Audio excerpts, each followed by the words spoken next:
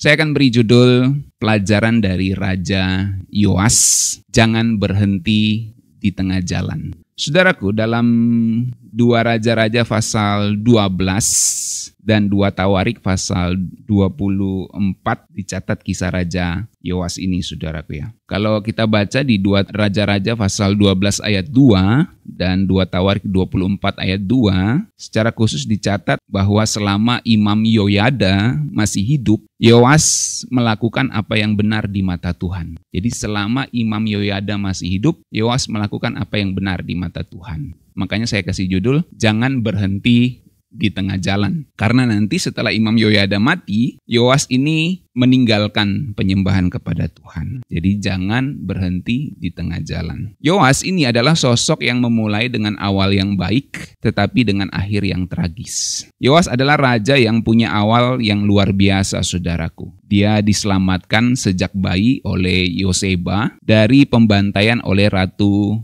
Atalia. Kita bisa baca kisahnya di 2 Raja-Raja pasal 11. Dan di 2 Tawarik 22, saudaraku, ayat 10-12. Kemudian, Yoas ini dibimbing oleh Imam Yoyada. Dan dia melakukan reformasi keagamaan. Dia meruntuhkan penyembahan terhadap Baal. Itu tercatat di 2 Tawarik pasal 23 ayat 16-21. Dan kemudian, Yoas ini juga merenovasi Bait Allah yang telah rusak. Ngomong-ngomong saudara, by the way, Raja Yoas ini diangkat sebagai raja itu di usia yang sangat muda, di usia 7 tahun. Menarik saudara ya, jadi dia raja yang muda sekali karena usia 7 tahun tuh masih anak-anak, saudaraku ya. 7 tahun seperti siapa ini? Yechan ya, Yechan lebih kecil ya. Lebih besar lagi Yechan. Dia umur 7 tahun, saudaraku, Yoas ini diangkat jadi raja dalam sebuah kudeta yang dipimpin oleh Imam Yoyada itu kepada Atalia ya. Atalia yang dibunuh di luar Bait Allah karena nggak boleh dibunuh di Bait Allah, dia dibunuh di luar Bait Allah di jalan dekat istana si Atalia itu ya oleh masyarakat. Dan akhirnya kerajaan Yehuda kembali ke jalurnya Daud sesuai perjanjian Tuhan kepada Daud, yaitu melalui keturunan Daud yang tersisa saat itu yaitu Yoas. Jadi ada reformasi keagamaan di bawah bimbingan Yoyada yang dilakukan oleh Yoas. Dia meruntuhkan penyembahan terhadap Baal dan dia merenovasi Bait Allah yang rusak. Itu adalah salah satu pencapaian besar yang dilakukan oleh Raja Yoas ini. Saat itu Bait Allah mengalami kerusakan yang sangat parah akibat pengabaian dan akibat perampasan yang dilakukan oleh Ratu Atalia dan raja-raja sebelumnya. Yang kemudian memakai perbendaharaan Bait Allah saat itu untuk mendukung penyembahan terhadap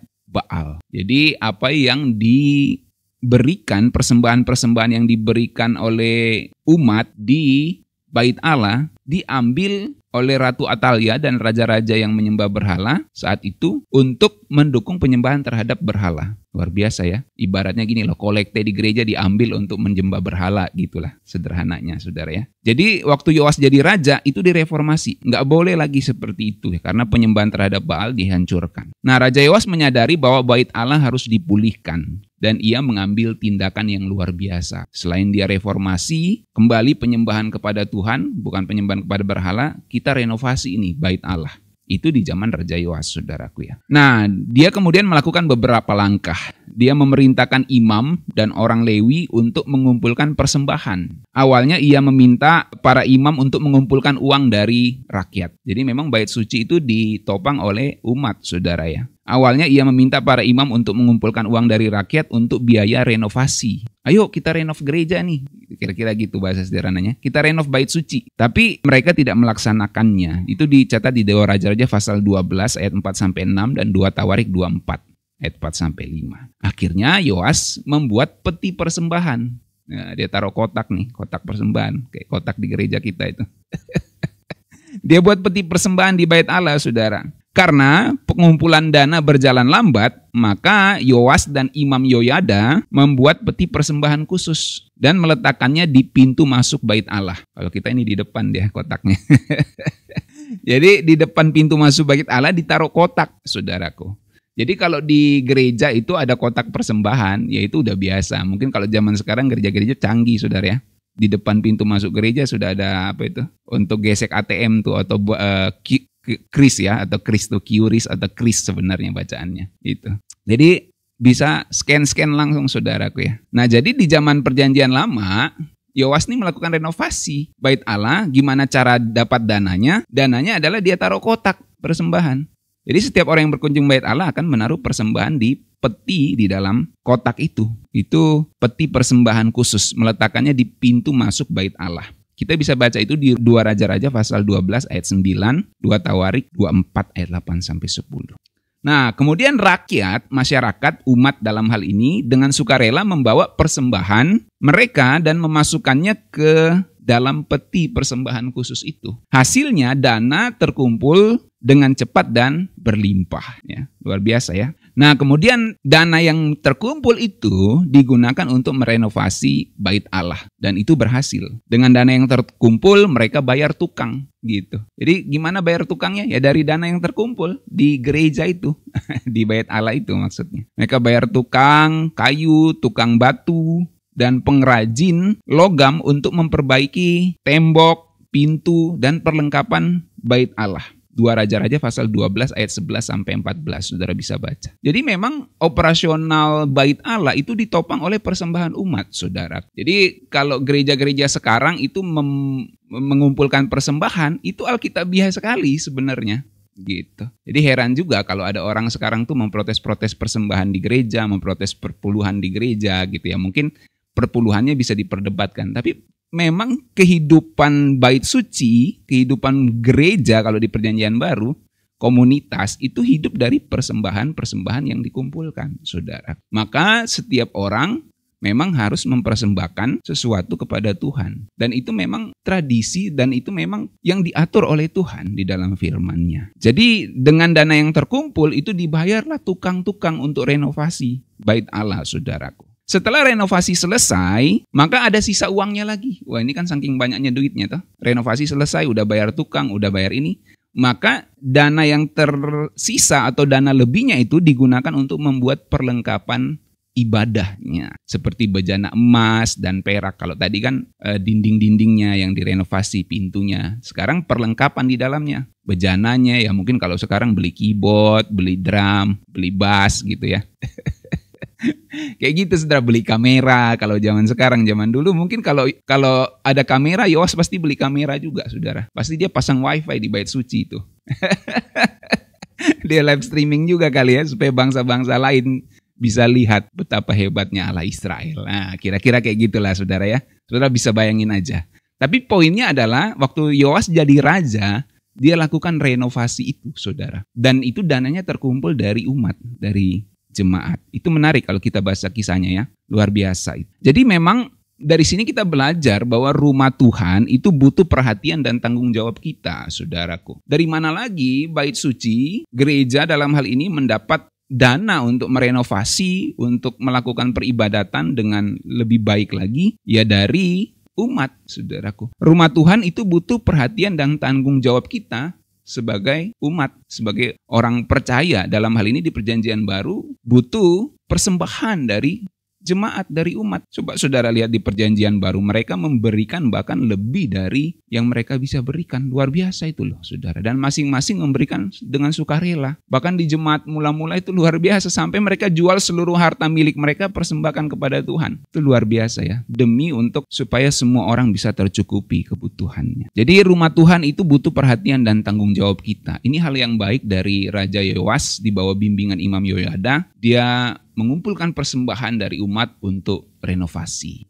untuk pembangunan bait Allah dan memperlengkapi perkakas-perkakas di bait Allah. Kemudian pemberian yang ikhlas dan sukarela dari umat itu akhirnya berdampak besar bagi pekerjaan Tuhan di dalam kerajaan Yehuda saat itu, saudaraku. Jadi ketika umat Tuhan bersatu untuk mendukung pekerjaan Tuhan, saya ulangi, ketika kita umat Tuhan bersatu untuk mendukung pekerjaan Tuhan, maka keajaiban Tuhan itu terjadi. Dalam hal ini ada renovasi, ada pembangunan, dan ada pemulihan dalam peribadatan di Yehuda saat itu. Nah, tapi sayangnya, nah ini ada sayangnya. Ketika Imam Yoyada mati, kebijakan Yoas itu pun berubah. Jadi mentornya udah nggak ada, dia berubah karena mendengar nasihat yang salah. Karena dia kan masih muda sekali, saudaraku ya. Yoas berhenti akhirnya di tengah jalan, di dalam jalan reformasinya. Ketika Yoyada meninggal, Imam Yoyada meninggal, mentor yang mendidik dia dari kecil itu, akhirnya si Yoas ini mulai menyimpang dari jalan Tuhan. Ia mendengarkan penasihat yang salah. Itu dicatat di 2 Tawarik pasal 24 ayat 17-18. Ia kembali kepada jalan penyembahan berhala. Jadi jangan cuma panas di awal, tapi akhirnya nyembah berhala lagi. Nah, inilah yang dialami oleh Yoas. Padahal dia sudah renovasi bait Allah, kumpulkan persembahan dari umat. Itu karena ada Imam Yoyada yang membimbing dia. Tapi begitu Imam Yoyada meninggal, dia menjauh dari Tuhan. Mendengarkan nasihat yang salah, akhirnya mengembalikan penyembahan berhala ke Yehuda, saudaraku. Ia bahkan membunuh anak Imam Yoyada yang namanya Sakaria. Sakaria ini anaknya Imam Yoyada memperingatkan Raja Yoas. Jangan kamu kembali pada penyembahan berhala. Intinya kayak gitulah, saudaraku ya. Nah, akhirnya Raja Yoas marah karena dia merasa mungkin dirinya raja. Lu anak imam, lu mau ini saya gitu ya, nasihati saya. Dibunuhlah itu anak Imam Yoyada, saudara Sakaria. Jadi jahat lagi nih si Yoas, saudaraku ya. Padahal dia sudah dibimbing dengan baik oleh Imam Yoyada. Akhirnya tabur tua itu berlaku memang, saudaraku. Akhirnya si Raja Yoas ini dibunuh oleh pegawainya sendiri. Kita bisa baca di 2 Raja-Raja 12 ayat 20-21, 2 Tawarik 24 ayat 25. Nah, jadi kisah yang singkat yang saya ceritakan tadi, saudara, memberikan kita beberapa pelajaran hidup. Yang pertama tadi bahwa bait Allah itu hidup dari persembahan umat. Dan itu artinya kita harus memiliki perhatian terhadap bait Allah. Artinya perhatian terhadap pelayanan pekerjaan Tuhan. Kalau saat ini ya, organisasi gereja kita mendapatkan sokongan pelayanannya itu dari persembahan umat. Dan itu memang yang diajarkan oleh Alkitab. Yang kedua, iman itu tidak boleh bergantung pada orang lain. Raja Yoas ini bergantung imannya karena masih ada Imam Yoyada gitu. Waktu Imam Yoyada masih hidup, dia baik imannya kepada Tuhan Allah Israel. Jadi iman itu nggak boleh bergantung pada orang lain. Nanti kalau mentornya mati, dia mendengarkan nasihat yang salah kembali kepada berhala, saudaraku ya. Jadi selama Imam Yoyada masih ada, si Yoas ini kuat. Tapi ketika mentornya mati, mentor rohaninya mati, ia kehilangan arah. Aduh, siapa lagi yang bisa arahin saya, yang bisa kasih nasihat? Kehilangan arah dia. Ternyata dari situ kita belajar bahwa iman itu urusan pribadi, nggak boleh hanya bergantung pada mentor rohani kita. Saudara juga nggak boleh bergantung kepada saya sebagai gembala. Saudara harus berurusan sendiri dengan Tuhan. Saya membimbing sebagai mentor rohani saudara, sebagai gembala saudara. Tapi pada akhirnya setiap orang harus berurusan dengan Tuhan soal imannya. Maka iman itu nggak boleh bergantung kepada gembala saudara, nggak boleh bergantung kepada orang lain. Saudara berurusan dengan Tuhan. Jadi iman itu harusnya menjadi iman yang mandiri, ya, menjadi dewasa, tidak bergantung kepada mentor rohani. Mentor rohani membimbing sampai batas tertentu. Selebihnya itu urusan kita dengan Tuhan. Kalau iman kita cuma pinjaman dari orang lain, karena ada mentor rohani, karena ada Imam Yoyada, maka iman saya itu jadi kuat, itu namanya iman pinjaman dari orang lain. Karena Imam Yoyada mengasihi Tuhan, saya mengasihi Tuhan. Kita ikut-ikutan saja, saudara. Kalau iman kita seperti itu, iman yang saya sebut di sini pinjaman dari orang lain, maka kita bakal goyah kalau kita menghadapi sesuatu yang berat dalam hidup ini. Kalau mereka sudah nggak ada, kita bakal goyah. Jangan seperti itu, saudaraku ya. Kalau misalnya kita nggak doa pagi, berarti saudara nggak doa pagi lagi. Karena Pak Gembala nggak doa pagi. Nggak boleh kayak gitu, saudara ya. Iman saudara nggak boleh bergantung dengan saya. Gitu. Saya memberikan contoh rohani seperti ini. Tapi pada akhirnya seseorang akan berurusan dengan Tuhan secara pribadi. Jadi iman itu tidak boleh bergantung pada orang lain. Oke, itu pelajaran yang kedua dari kehidupan Raja Yoas. Yang ketiga, secara cepat saja, awal yang baik bukan jaminan akhir yang baik, saudaraku. Jadi si Yoas ini memulai dengan baik, dia mereformasi penyembahan kepada Tuhan untuk kembali dari penyembahan kepada Baal kepada penyembahan kepada Tuhan Allah Israel. Bahkan dia renovasi bait suci, saudara ya. Bukan hanya reformasi secara spiritual itu, tapi renovasi secara fisik bait Allah. Dan dia kumpulkan persembahan dari umat untuk itu. Jadi Raja Yoas ini memulai dengan baik. Tapi Sayangnya dia tidak setia sampai akhir. Ia berubah ketika situasi berubah. Karena Imam Yoyada mati, maka situasinya berubah. Dia berubah juga, jadi jahat lagi. Dan dia mengikuti arus dunia pada akhirnya. Makanya seperti si Aweng ini, saudara, saya selalu nasihati. Kamu tidak selamanya tinggal sama kami nih, Aweng. Gitu. Nanti kalau kamu sendiri, gimana nanti kamu dengan Tuhan? Nah, makanya sejak sekarang saya didik dia keras, saudaraku ya. Saya didik dia untuk persiapan kalau dia sendiri. Benarkah dia mengasihi Tuhan atau tidak? Ya, Aweng ya? Itu, saudara. Jadi kita itu harus setia sampai akhir. Jangan mulai dengan baik. Begitu mentor rohani kita nggak ada, kita jadi orang yang liar. Jangan seperti itu, saudaraku ya. Seperti Raja Yoas. Begitu mentor rohaninya nggak ada, akhirnya dia mengakhiri hidupnya dengan cara yang tidak baik. Misalnya kita ilustrasikan lari maraton ya. Lari maraton rohani itu bukan soal siapa yang start di awal, tapi siapa yang finish dengan setia, dengan bertahan sampai akhir, saudaraku. Jadi kalau kita lari maraton Tuhan, kelihatannya yang di luan itu. Itu kayaknya yang akan menang. Belum tentu, ini lari maraton loh. Panjang ini. Sekalinya dia capek di tengah jalan, yang lari agak pelan-pelan mungkin bisa menang. Karena dia setia sampai akhir. Maksud saya adalah jangan kita memulai dengan awal yang baik tetapi mengakhiri dengan buruk. Maka mulailah awal yang baik dan akhirilah dengan baik. Itu yang ketiga. Yang keempat dari kehidupan Raja Yoas, kita belajar bahwa mendengarkan suara yang salah akan mendatangkan kehancuran. Setelah Imam Yoyada mati, Yoas mulai mendengar penasehat yang salah, saudaraku. Dan itu akhirnya membuat dia menolak bahkan teguran Tuhan melalui anaknya Imam Yoyada, yaitu Sakaria. Orang yang nasihati dia malah dia bunuh. Akhirnya si Yoas ini dibunuh oleh orang-orangnya sendiri. Ya, makanya firman Tuhan selalu mengingatkan, jangan sesat, pergaulan buruk merusak kebiasaan yang baik. Karena dalam pergaulan seringkali kita dengar nasihat teman-teman yang tidak benar, saudaraku ya.